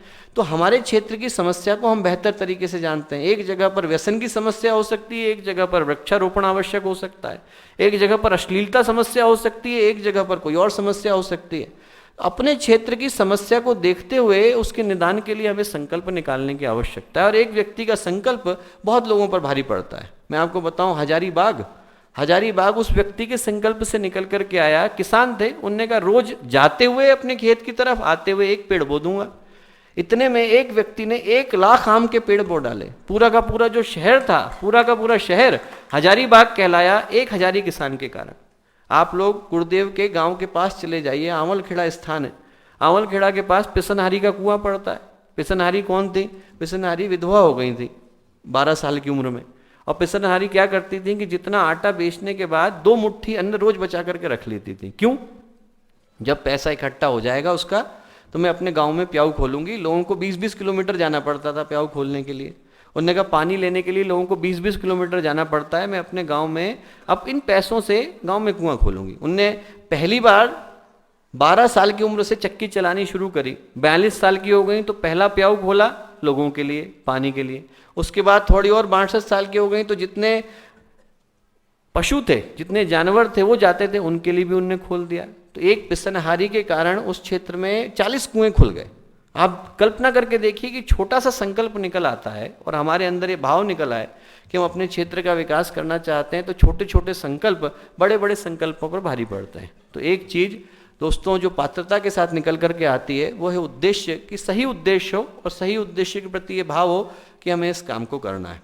दूसरा सही उद्देश्य के साथ समर्पण का भाव हो, कि हम लोग जब ये लगने लग जाता है कि इस काम को हम कर रहे हैं और हम किसी चीज़ को आगे लेकर के बढ़ रहे हैं, तो फिर उस कार्य को कर पाना संभव नहीं हो पाता। जब भाव ये हो कि ये कार्य परम पूज्य गुरुदेव का है और आगे की व्यवस्था भी वही जुटा लेंगे, यदि हमारे मन में ये भाव आ जाए कि आगे की व्यवस्था जुटाने की जिम्मेवारी भी उनकी है, तो ऑटोमेटिक परिस्थितियां बन जाती हैं। और सही बात बताएं कि यदि हम लोग गुरुदेव पर छोड़ते हैं तो जो परिस्थितियां बनती हैं, माताजी पर छोड़ने के बाद जो परिस्थितियां बनती हैं, हम लोगों की सोची गई परिस्थितियों से कई गुना बेहतर परिस्थिति होती है।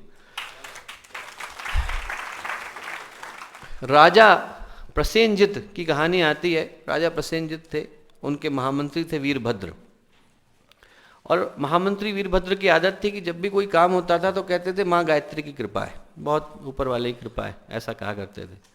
प्रसेनजित को बड़ा गुस्सा आता था। उन्होंने कहा साहब काम मैंने किया, कहते हैं माँ गायत्री की कृपा है, ऐसा क्यों है। एक दिन जंगल में निकले वो शिकार करने के लिए, जैसे ही उनने तीर चढ़ाया धनुष पर, इधर से जंगली सूअर आया, उसने जोर की टक्कर मारी तो उनकी उंगली जो थी वहीं की वहीं कट गई। जैसे उंगली से खून निकलने लगा तो महामंत्री की ओर उन्होंने देखा। महामंत्री बोले साहब माँ गायत्री की बड़ी कृपा है। अब उनको बड़ा गुस्सा आया। उन्होंने कहा साहब माँ गायत्री की कृपा हो गई, मेरा हाथ कट गया। उनने उनको उसी समय आदेश दिया कि तू निकल जाए यहाँ से, अभी इसी वक्त निकल जा। आदेश दिया साहब, महामंत्री ने कहा ठीक है साहब माँ गायत्री की कृपा है। निकल गए, निकल गए और राजा लौटने लगे अकेले। राजा अकेले लौटने लगे तो उनको जो आदिवासी थे जंगल के, उनने पकड़ लिया। उनने देखा कि पहले तो 2-3 लोग जा रहे थे, अकेले आ रहे हैं, उनने पकड़ लिया। पकड़ करके ले गए वो कि अब इनको बलि दी जाएगी। उनके कबीले में प्रथा थी कि बलि देने की, और राजा तो वैसे भी खूब मोटे तगड़े थे। वो उनको लेकर के चले और उनको ले जा करके लिटा दिया। उनने कहा कि साहब अब बांधेंगे, इनका सिर काटेंगे। हाथ पैर बांध दिए गए, उनके कुल्हाड़ा तान दिया गया कि अभी इनके सिर पे चलाएंगे। चलाने वाले थे, उनने देखा कि साहब अंगूठा कटा हुआ है, खून निकल रहा है।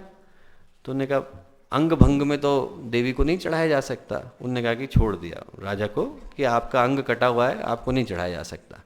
अब राजा को लगा कि साहब सच में माँ गायत्री कृपा थी, माँ गायत्री की सच में कृपा थी। तो राजा ने कहा महामंत्री को ढूंढा जाए, इतनी कृपा उनने करी है।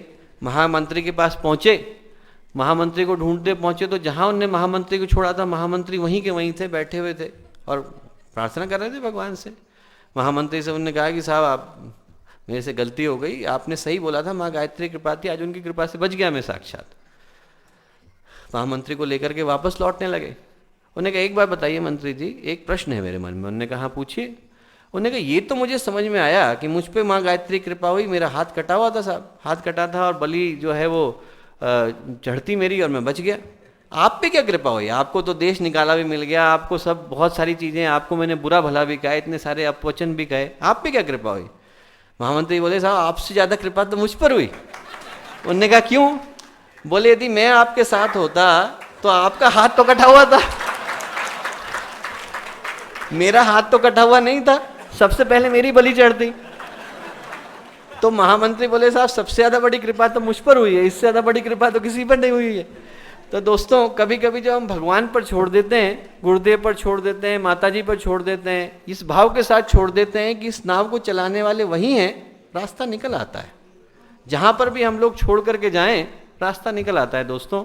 तो छोटी छोटी बातें हैं वो इसके साथ ऐड करना चाहूँगा। राजा थे बड़ौदा के और वो आ रहे थे, समुंदर का रास्ता था, जोर जोर से नाव हिचकोले लेने लग गई, इधर से उधर हिलने लग गई, तूफान आ गया। और राजा जो है पूरे के पूरे तूफान में शांत बैठे हुए थे, बिल्कुल बिना किसी दिक्कत के आराम से बैठे हुए थे। सारे के सारे लोग परेशान, कैप्टन भी परेशान, नाव के सबके सब परेशान होने लग गए।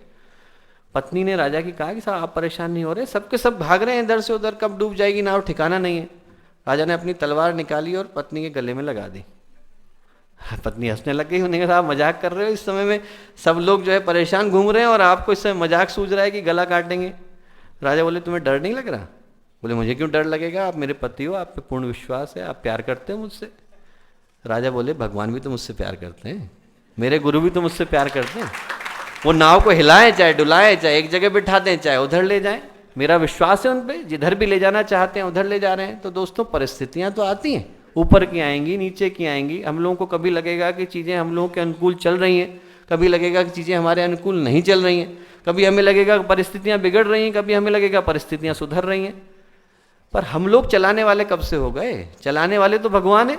वो जिधर भी इस चीज़ को ले जाना चाहते हैं और जिस भी भाव से ले जाना चाहते हैं, जब ये समर्पण हमारे अंदर निकल करके आता है तो ऑटोमेटिकली वो परिस्थितियां बन जाती हैं जिनका कि पूज्य गुरुदेव जिक्र किया करते थे। तो दोस्तों, पहली चीज जो साथ में लेकर के जाने की आवश्यकता है, इस व्यक्तित्व के निर्माण में पात्रता के भाव को ले जाने की आवश्यकता है। दूसरी जो चीज हमें साथ ले जाने की आवश्यकता है दोस्तों, वो ये है कि हम लोगों को ज़्यादा से ज़्यादा लोगों को इस परिवार के साथ जोड़ने की, उनके अंदर ये भाव पैदा करने की आवश्यकता है कि वो गायत्री परिवार का अंग है। आज हम लोग देखें तो गायत्री परिवार में जितने युवा भाई हैं हम लोगों के, उसमें दो तरह के लोग हैं। एक तो वो जो सदा से इसी भाव में पले बड़े, उनकी 1 जनरेशन, 2 जनरेशन, 3 जनरेशन, 4 जनरेशन निकल गई। हम लोगों के आदरणीय शरद मामा जी हैं जो विश्वविद्यालय के कुलपति हैं, उनके पिताजी गुरुदेव से जुड़े थे, वो जुड़े हैं, उनके पुत्र, उनके पोते जुड़े हैं। तो ऐसे जो लोग जिनकी 1-1, 2-2, 3-3, 4-4 जनरेशन गायत्री परिवार से निकल करके गई, उन सारी जनरेशन्स को तो दोस्तों जिम्मेवारियां ज़्यादा से ज़्यादा देने की आवश्यकता है। उनको ज़्यादा से ज़्यादा ये भाव उनके अंदर विकसित करने की आवश्यकता है कि आज की तारीख में जो कार्य हम लोग करते रहे उसको आप लोगों को आगे लेकर के आगे बढ़ाने की आवश्यकता है। पर जो दूसरा वर्ग है, हम लोगों को उन लोगों को जोड़ने की आवश्यकता है दोस्तों, जो कभी इस गायत्री परिवार का अंग रहे थे पर किसी कारण से वो मुख्य धारा से हट गए। आदरणीय मामा जी, ओपी शर्मा मामा जी बैठे हैं, इस बात को जानते हैं कि आप प्रशासनिक सर्कल में कहीं पर भी चले जाइए, कहीं पर भी भारत में चले जाइए, आप साउथ इंडिया चले जाइए, नॉर्थ इंडिया चले जाइए, कहीं चले जाइए, आपको ऐसा कोई व्यक्ति नहीं मिलेगा जो कि गुरुदेव से परिचित न हो, किसी न किसी रूप में गुरुदेव के विचारों से न टकराए हो। अभी हम लोग बात कर रहे थे, भुज कच्छ कार्यक्रम में लौट रहे थे, तो जो प्रधानमंत्री जी के विषय में चर्चा चल रही थी कि मोदी जी के, बोले जब बुक उनसे इसके लिए पुस्तक मेले के लिए बात करने गए तो उनने कहा मोदी जी ने कि साहब आज मैं आपको उत्तर नहीं दे पाऊंगा, आप परसों आना, परसों मैं आपको बताऊंगा। प्रश्न ये लेकर के गए थे कि क्या हम आपके यहाँ पे वांग्मय की स्थापना कर सकते हैं। मोदी जी से बात करने के लिए गए थे कि उनकी जो पर्सनल लाइब्रेरी है उसमें क्या वांग्मय स्थापना कर सकते हैं। तो मोदी जी बोले कि आज नहीं जवाब दे पाऊंगा, मैं आपको 2 दिन बाद आप आना, 2 दिन बाद मैं खुद बुलवा लूंगा, तब आप आना। 2 दिन बाद बुलाया अपने सारे गायत्री परिवार के कार्यकर्ताओं को, बोले ऐसा करना आप ये 6 वांग्मय लेकर के आना। तो उन्होंने कहा क्यों? तो वो अपनी लाइब्रेरी दिखाने ले गए, बोले 72 में से 66 मेरे पास हैं और ये सारे के सारे मेरे पढ़े हुए हैं। बोले मैं ये देखना चाहता था कि कौन से वो 6 हैं जो मेरे पास नहीं है, और सारे के सारे उनके अंडरलाइन किए हुए थे, एक एक वांग्मय गुरुदेव का अंडरलाइन किया हुआ, उसमें फ्लैग लगा हुआ है, टैग लगा हुआ है, कहाँ पर कौन। तो मोदी जी बोले कि साहब वही 6 ढूंढना चाहता था जो मेरे पास अपनी पर्सनल लिस्ट में नहीं है, और उनको मैं चाहता था कि आप यहाँ पर लगाइए। और उनने क्या किया कि जो पुस्तक मेले का कार्यक्रम था उसे गुजरात सरकार का कार्यक्रम बना दिया कि साहब ये आप लोगों का कार्यक्रम कम है, गायत्री परिवार का, गुजरात सरकार का ज़्यादा है। पूरे के पूरे कार्यक्रम को उनने गुजरात सरकार का कार्यक्रम बना दिया। तो दोस्तों, ऐसा कोई व्यक्ति नहीं है कि जहाँ आप चले जाइए और वो गायत्री परिवार से या पूज्य गुरुदेव से जुड़ा हुआ नहीं है। और आज की तारीख में उन सारे लोगों को दोबारा जोड़ करके इसी छत के नीचे लाने की आवश्यकता है। हमारे वो युवा मित्र जो कि इसी परिवार में पले बड़े हैं पर किसी कारण से इसका हिस्सा नहीं बन पा रहे, उनको दोबारा से याद दिलाने की आवश्यकता है कि गायत्री परिवार का विराट स्वरूप क्या है, पूज्य गुरुदेव का विराट स्वरूप क्या है। मैं आपको बताऊं कि कई बार हम लोग अपने साथियों को, अपने भाई बहनों को इसके विराट स्वरूप से परिचित नहीं करा पाते। हम लोग बाहर वालों को तो परिचय देते हैं कि गायत्री परिवार का विराट स्वरूप क्या है, अपने लोगों को नहीं बता पाते कि गायत्री परिवार कौन कौन से काम कर रहा है। हम अपने लोगों को ये नहीं बता पाते कि 11 करोड़ का संगठन ये अकेला संगठन है। अपने लोगों को ये नहीं बता पाते कि 9000 केंद्र चलाने वाला है अकेला संगठन है। अपने लोगों को ये नहीं बता पाते कि इतने सारे केंद्र निःशुल्क भाव से चलाने वाला है अकेला संगठन है। अपने लोगों को ये नहीं बता पाते कि परम पूज्य गुरुदेव नाम की एक शख्सियत हुई जिनने अपने जीवन के 40 वर्ष अज्ञातवास में गुजारे और बाकी के 40 वर्ष में वो 3600 से ज़्यादा किताबें लिख गए। अभी गुरुकुल कांगड़ी के कुलपति आए थे, वो बोले कि साहब आपकी लिस्ट में 3600 होंगे, 200 किताबें गुरुदेव हमारे लिए भी लिख करके गए जो हमारी लाइब्रेरी में है। बोले आप लोगों की लिस्ट में नहीं है, 200 किताबें हमारी लिस्ट में है, हमारे यहाँ पे हैं और वो कहीं और आपको देखने को नहीं मिलती। बोले हम आपको दे नहीं सकते, आप चाहो तो इसकी फोटोकॉपी लेकर के चले जाइए। बोले हम लोगों के रिकॉर्ड में 3600 किताबें लिखने वाले अकेले व्यक्ति, ऐसे व्यक्ति जिनने कहा कि साहब मेरा लेक्चर रिकॉर्ड नहीं होना चाहिए, 6000 से ज़्यादा लेक्चर हम लोगों पे रिकॉर्डेड है। ऐसे व्यक्ति जिनने अकेले पूरे मानवता के इतिहास में सारे के सारे भारतीय आर्ष ग्रंथों का अनुवाद किया और लोगों को फ्री अवेलेबल करा दिया कि साहब एक पैसा लेने की आवश्यकता नहीं। एक ऐसे व्यक्ति जो अपने जीवन में 7,000 से ज्यादा केंद्रों में गए। आज की तारीख में यदि हम लोग यही काम कर लें कि रोज एक केंद्र पे जाएं, ये सोचें कि साहब गुरुदेव जिस जगह पे गए उस एक केंद्र पे हम जाएंगे, 14.5 वर्ष बाद दोबारा उस जगह पे जा पाएंगे दोस्तों हम लोग। यदि हम लोग सिर्फ उन केंद्रों पे जाएं जहां पर गुरुदेव गए, और हम लोग दूर दूर की जगहों पे जाते हैं जहां पर कभी रात के 12 बजे पहुंचते हैं, रात के 1 बजे पहुंचते हैं, कहीं पर रोड नहीं है, टूटी हुई है, पहुंचते हैं, लोग बोलते हैं साहब गुरुदेव यहाँ पे 3 बार आए थे, गुरुदेव यहाँ पर 5 बार आए थे। आप लोग इस बात को महसूस करके देखिए कि हम लोग गुरुदेव के विराट स्वरूप से परिचित नहीं करा पाते दोस्तों। हम लोगों को ये नहीं बता पाते कि 1 करोड़ वृक्ष लगाने वाला हम अकेला संस्थान है। हम लोगों को ये नहीं बता पाते कि दुनिया की 8 नदियों को साफ करने वाला हम अकेला संस्थान है। हम लोगों को ये नहीं बता पाते कि 1 करोड़ युवाओं को जोड़ने वाला हम अकेला संस्थान है। हम लोगों को यह नहीं बता पाते कि यहाँ पर प्रत्येक दिन अब तक, जब से इतिहास चल रहा है 1962 से लेकर अब तक, सारी गतिविधियों को हम जोड़े तो भारत के कुछ नहीं तो 20 लाख से ज़्यादा जोड़ों का विवाह यहाँ पर बिना किसी दहेज के, बिना किसी प्रथा के हो चुका है। हम लोगों को ये नहीं बता पाते दोस्तों। हम लोगों को अपने उन भाइयों को जो किसी कारण से हट जाते हैं, जिनको लगता है कि गायत्री परिवार का उद्देश्य मात्र यज्ञ कराना और संस्कार कराना है, उनको हमें इस स्वरूप की जानकारी देना भी आवश्यक है। उनको ये बताना आवश्यक है कि गायत्री परिवार का जो स्वरूप है बहुत विराट है, बहुत विस्तृत है। उसका जो स्वरूप है वो हम लोगों की सोच से परे का है। हम लोगों को दिखता जरूर एक स्वरूप है कि हम लोग गायत्री मंत्र के परंपरा को लेकर आगे बढ़ रहे हैं, यज्ञ कर रहे हैं, संस्कार कर रहे हैं, पर इसके अतिरिक्त इसका एक वो स्वरूप है जो हम लोगों की आंखों से दूर रह जाता है। उनको इस स्वरूप से परिचित कराने की आवश्यकता है। तो दोस्तों, आज के इस युवा क्रांति वर्ष के इस अंतिम सत्र में, इसके बाद एक सत्र और है विदाई का आदरणीय गौरीशंकर महाराज जी का, उससे पूर्व में बस यही आप लोगों से कहना चाहता हूँ कि जो युग निर्माण का सुनिश्चित समय है, जैसा मैंने कहा कि संभावना नहीं है, साकार होने जा रहा है। इस समय ऐसा समय है जब भगवान हम में से प्रत्येक के अंतर्मन में ये संदेश गहरे में भेज रहे हैं कि जो लोग श्रेष्ठ आचरण कर रहे हैं, जो लोग शुभ पथ का चयन कर रहे हैं, उनके लिए कोई टेंशन की बात नहीं है, आराम से अपने जीवन को जी सकते हैं। पर जो लोग गलत परंपराओं पर चल पड़े हैं, वो लोग एक बार फिर से अपने ब्लड प्रेशर को चेक करा लें, क्योंकि ये समय उन लोगों के लिए अच्छा समाचार लेकर के नहीं आ रहा है। ये जो समय आ रहा है ये उन लोगों के लिए बड़े गंभीर सूचना लेकर के आ रहा है। और दोस्तों, ऐसे समय में जो भाव हमें अपने साथ लेकर के जाने की आवश्यकता है, एक ये कि कहीं पर अनीति दिखे, कहीं पर भी ऐसी चीज़ें दिखें जो सही नहीं है, हमारे को अपनी असहमति व्यक्त कर देने की आवश्यकता है। और साथ में इस भाव को लेकर के जाने की आवश्यकता है कि हमारा स्वयं की जो पात्रता है वो विकसित हो, नए लोग जुड़ें और इस भाव के साथ जुड़ें कि वो गुरुदेव की योजना का अभिन्न अंग होना चाहते हैं।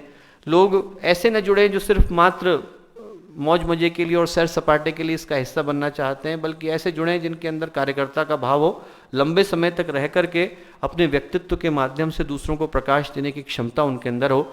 ऐसे लोगों को जोड़ने का हम लोग माध्यम बने, नए लोगों को यहाँ लाने का माध्यम बने, नए सदस्यों को इस परिवार का अंग बनाने का हम लोग माध्यम बने, तो फिर हम सबका यहाँ पर आना और बातचीत को करना, इस वार्तालाप को करना सफल हो पाएगा। तो इन्हीं शुभकामनाओं के साथ, इन्हीं मंगल कामनाओं के साथ मैं अपनी बात को विराम देता हूँ। दोपहर के वक्त मुझे पता है कि सब लोग थक चुके थे, सुबह 4 बजे से लेकर अब तक का समय था, और जो 12 बजे का समय होता है वो सबसे ज़्यादा चुनौतीपूर्ण समय होता है। बोलने वाला भी आधा सो रहा होता है, सुनने वाले भी आधे सो रहे होते हैं। तो ऐसे समय में आप लोगों ने इतने धैर्य के साथ, प्रेम के साथ, शांति के साथ इस बात को सुना, उसके लिए बहुत बहुत धन्यवाद, बहुत बहुत आभार।